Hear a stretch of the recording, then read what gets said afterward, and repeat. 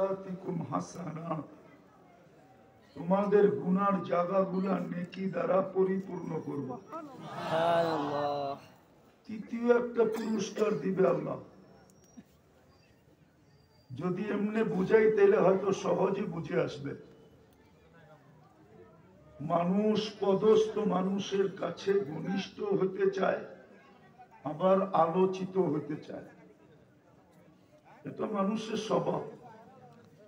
পদস্থ মানুষের কাছে আলোচিত হতে চায়, যে পদস্থ মানুষ যেন তার আলোচনা করে, আবার ঘনিষ্ঠ হতে চায়।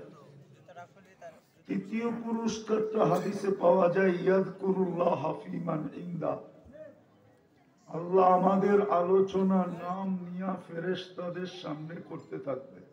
সুবহানাল্লাহ। আর আল্লাহর এটা একটা নিয়ম, যার আলোচনা আল্লাহ করবেন তাকে কোনোদিন শাস্তি দিবেন না। যার আলোচনা আল্লাহ একবার করবেন তাকে কি দিবেন না? শাস্তি দিবেন না। কেননা আল্লাহর আলোচনার একটা দাম আছে, তাই না? না তাই? আল্লাহ তো আল্লাহ, এই জন্য যার আলোচনা আল্লাহ করবেন, শুধু আলোচনা না, হাদিসে আছে মান খাতাবাহুল্লাহ লাম ইউআযিব, যাকে আল্লাহ সম্বোধন করবেন তাকে শাস্তি দিবেন না। মান যাহিকা আলাইহি রাব্বুহু লাম ইউআযিব, যার কর্ম দেখা আল্লাহ হাসবে তাকে শাস্তি দিবেন না। তাইলে আল্লাহ আমাদের নাম নিয়ে আলোচনা করবে ফেরেশতাদের সামনে। বিদায় শর্ত দুইটা। কয়টা? মনোযোগ দিয়ে শুনতে হবে। দ্বিতীয়, পরিবেশটাকে নির্জুম রাখতে হবে। কথা বলার ভঙ্গিও বলতে পারেন বা প্রশ্নও বলতে পারেন।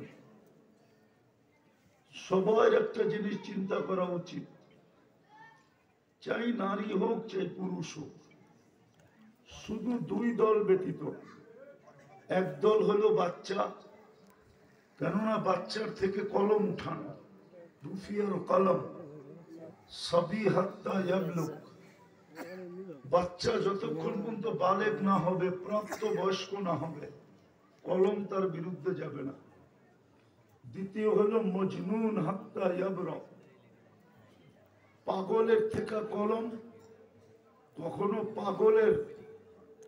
কখনো পাগলের বিরুদ্ধে যায় না। তৃতীয় আরেকটা সম্প্রদায় আছে, নায়েম হাত্তা ইয়াস্তাইকিদ, ঘুমন্ত ব্যক্তি যতক্ষণ পর্যন্ত সজাগ না হবে, কলম তার বিরুদ্ধে লিখবে না, চাই ঘুম যত লম্বা হোক। সৌদির যুবরাজ আছে 27 বছর ধরে ঘুমাইতেছে। হ্যাঁ, নেটে দিলে পাবেন, যদিও সচরাচর এটার প্রচার নাই, কিন্তু নেটে আছে। 27 বছর ঘুমাইতেছে, কলম তার বিরুদ্ধে যায় না।